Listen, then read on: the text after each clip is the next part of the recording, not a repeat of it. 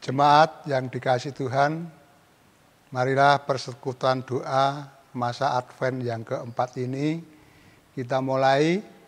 Kita memuji nama Tuhan dari Kidung Jemaat nomor 5, dinyanyikan bait 1 dan 2. Tuhan Allah namamu.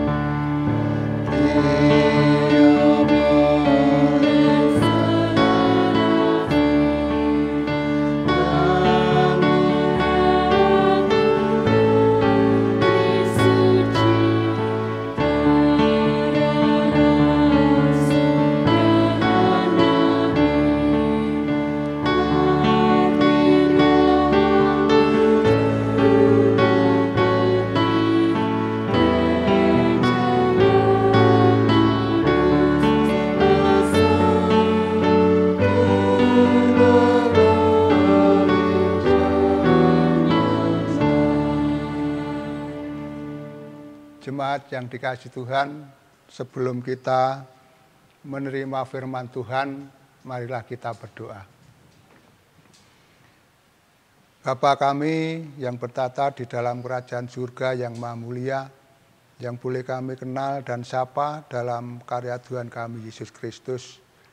Pada sore hari ini Tuhan, kami akan mengadakan persekutuan doa masa Advent yang keempat. Kiranya Tuhan menyertai dari awal hingga akhir nanti, dan kami juga akan menerima kebenaran firman-Mu. Bukalah pintu hati kami masing-masing Tuhan, sehingga kami dapat mengerti apa yang menjadi kehendak-Mu. Dan hamba-Mu yang Kau pakai di dalam pelayanan firman ini, kiranya Tuhan menyertai Roh-Mu yang kudus, selalu berkarya di dalam hatinya, sehingga apa yang dilayankan hanya sesuai dengan kehendak-Mu saja. Hanya di dalam satu nama Tuhan kami Yesus Kristus kami berdoa dan mengucap syukur. Amin. Jemaat yang dikasihi Tuhan, firman Tuhan di dalam masa Advent yang keempat ini diambil dari Nehemia pasal 4 ayat 1 sampai 9. Nehemia pasal 4 ayat 1 sampai 9 yang begini bunyi firman-Nya. Ketika Sanballat mendengar bahwa kami sedang membangun kembali tembok, bangkitlah amarahnya dan ia sangat sakit hati. Ia mengolok-olok orang Yahudi dan berkata di hadapan saudara-saudaranya dan tentara Samaria, apa gerangan yang dilakukan orang-orang Yahudi yang lemah ini? Apakah mereka memperkokoh sesuatu? Apakah mereka hendak membawa persembahan? Apakah mereka akan selesai dalam sehari? Apakah mereka akan menghidupkan kembali batu-batu dari timbunan puing yang sudah terbakar habis seperti ini?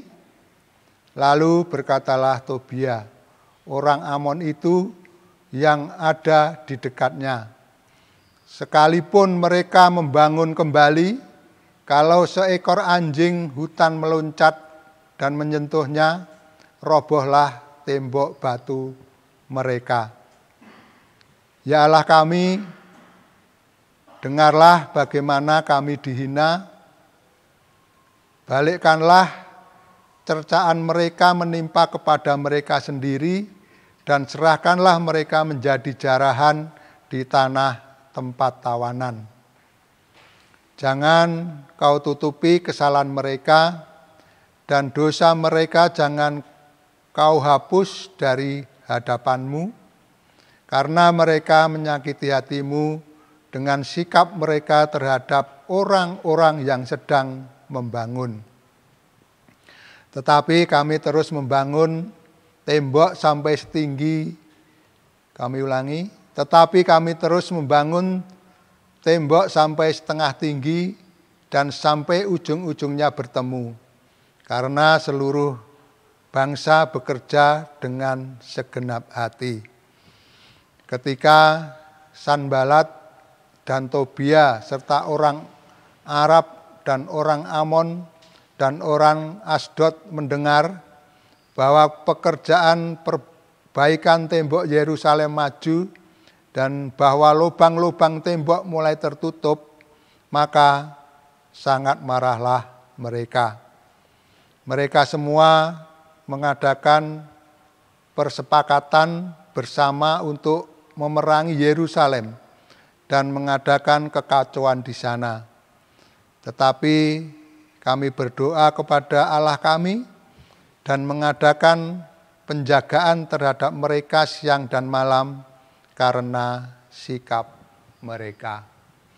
Demikianlah firman Tuhan pada persekutuan doa masa Advent yang keempat ini. Jemaat yang dikasihi Tuhan, pada masa Advent, persekutuan doa masa Advent yang keempat ini diberi tema atau judul hinaan tidak akan melemahkanku. Hinaan tidak akan melemahkanku. Jikalau kita telusuri banyak hal yang dapat membuat seorang patah semangatnya. Kurangnya motivasi dalam diri, kurangnya dukungan dari orang lain, hinaan, persoalan yang begitu berat dirasakan hingga seolah-olah sudah tidak ada lagi jalan atau harapan bagi dalam hidupnya. Dalam persekutuan doa kali ini kita akan belajar bersama tentang hinaan sebagai salah satu hal yang bisa membuat seseorang menjadi lemah dan patah semangat. Hampir semua orang pernah dihina, dicerca, diolok-olok orang lain. Ada banyak alasan seorang melakukan penghinaan seperti keadaan fisik, keadaan ekonomi, status sosial maupun olok-olok yang lainnya. Ada yang dihina oleh orang yang sama sekali tidak dikenal. Ada yang dihina oleh teman, bahkan oleh saudaranya sendiri. Bagaimana dengan saudara sekalian? Pernahkah merasakan dihina? Pengalaman dihina atau diolok juga pernah dialami oleh Nehemia. Ia adalah seorang pelayan pribadi Raja Persia. Salah satu tugasnya adalah menyediakan minuman bagi raja. Meskipun tugas ini terlihat sepele, namun sesungguhnya penuh risiko, karena selain menyediakan minuman anggur, Nehemia juga menjadi orang yang pertama yang harus mencicipi minuman tersebut untuk memastikan minuman itu tidak beracun. Barangkali inilah yang membuat Nehemia dekat dengan raja. Maka pada saat wajahnya terlihat murung, Raja Artahasta menanyakan penyebab muramnya wajah Nehemia. Singkat cerita, setelah Nehemia menceritakan kegaduhan hatinya, dia diizinkan kembali ke Yerusalem untuk membangun tembok-tembok Yerusalem yang rusak. Tembok-tembok ini sangat vital. Tembok-tembok kota pada zaman dulu dibangun sangat tinggi dan tebal agar terhindar dari serangan musuh.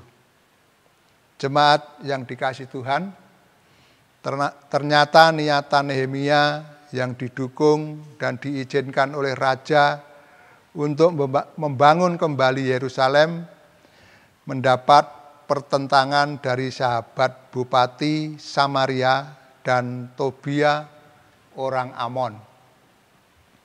Mereka tidak ingin Yerusalem dan bait Allah dipulihkan, sehingga semenjak mereka mendengar rencana Nehemia, mereka mengolok-oloknya.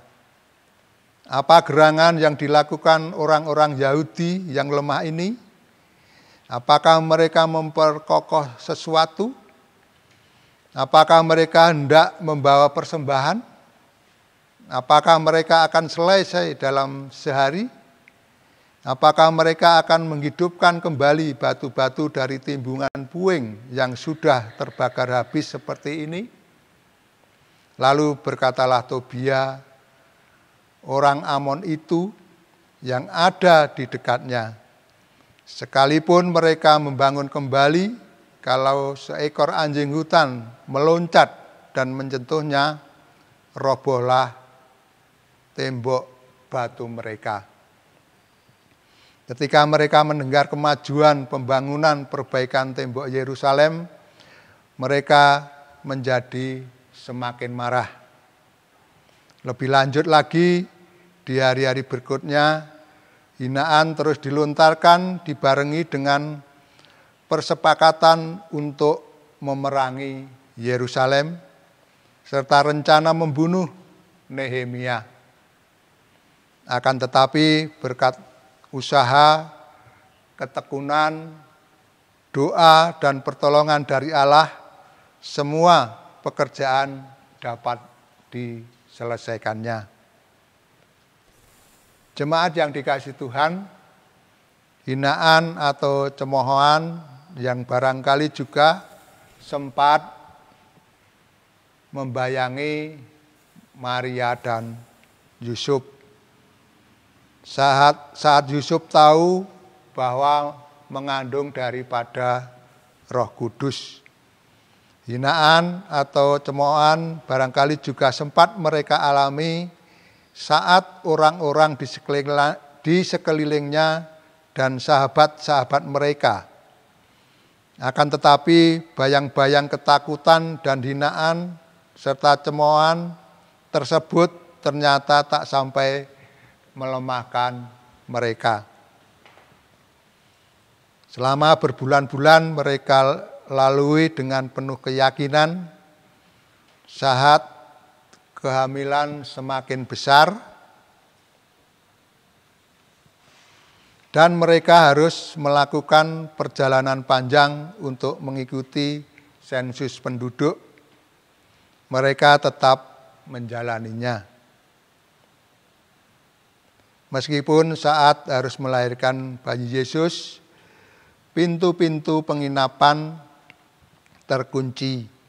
Mereka tetap bertekun menjalani semua yang harus dijalaninya. Mereka sungguh-sungguh bersedia dipakai Allah sebagai jalan hadirnya Yesus Kristus, Sang Juru Selamat dunia. Bapak Ibu yang dikasihi Tuhan, seringkali kita pun tak luput dari hinaan atau cemoohan oleh karena menjalankan hidup dengan ketaatan. Sebagai contoh di masa pandemi yang mengharuskan untuk taat pada protokol kesehatan demi tak semakin menyebarnya virus, kita berusaha untuk taat dengan memakai masker, membatasi perjumpaan, dan lain-lain sebagainya, malah dianggap berlebihan atau lebay. Adapun lagi keluarga muda yang baru punya bayi, pastinya tak lepas dari popok sekali pakai, tisu basah, tisu kering, dan lain-lainnya. Semua itu adalah produk sekali pakai yang semakin memenuhi bumi dengan sampah. Barangkali ada keluarga yang sadar sehingga daripada memakai popok sekali pakai, memilih memakai klodi atau popok cuci. Daripada memakai tisu basah, memilih memakai sapu tangan, handuk yang dibasahi. Namun ternyata inisiatif tersebut bukannya didukung, tetapi malah diolok-olok karena dianggap pelit atau jadul. Itu baru sekelumit cerita ringan yang dialami sehari-hari, dan pastinya banyak lagi pengalaman dihina oleh karena ketaatan dan kepedulian kita. Jemaat yang dikasihi Tuhan, saat ini bagaimana dengan saudara? Apakah hinaan, cemoohan yang baru membayangi atau sedang dialami saudara akan melemahkan semangat saudara? Harapannya bayi Natal yang lahir memberikan semangat bagi kita untuk terus taat dan peduli. Melalui kisah-kisah itu kita diajak pula untuk mengubah olok-olok menjadi energi positif yang mendorong ke arah hidup yang semakin maju, semakin baik di masa kini dan masa yang akan datang. Amin. Jemaat yang dikasihi Tuhan, marilah kita memasuki doa syafaat kembali. Kembali kami menghadap kehadirat-Mu ya Tuhan.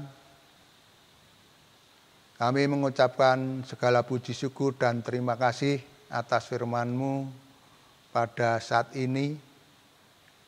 Tanamkanlah di dalam hati kami yang paling dalam Tuhan, sehingga kami dapat melakukan di dalam kehidupan kami hari lepas hari mendatang. Pada saat ini Tuhan, kami mohon kepadamu, mampukanlah jemaat-Mu menghayati masa Advent Natal sebagai sarana untuk selalu mawas diri. Kami mohon agar diberi ketabahan saat menghadapi olok-olok dan mengubah energi negatif menjadi energi yang positif. Inilah seru doa kami Tuhan, yang semuanya ini hanya kami mohon dalam satu nama Tuhan kami, Yesus Kristus. Amin. Kita tutup dengan pujian dari Kidung Jemaat 178 di nyanyian bait yang kedua.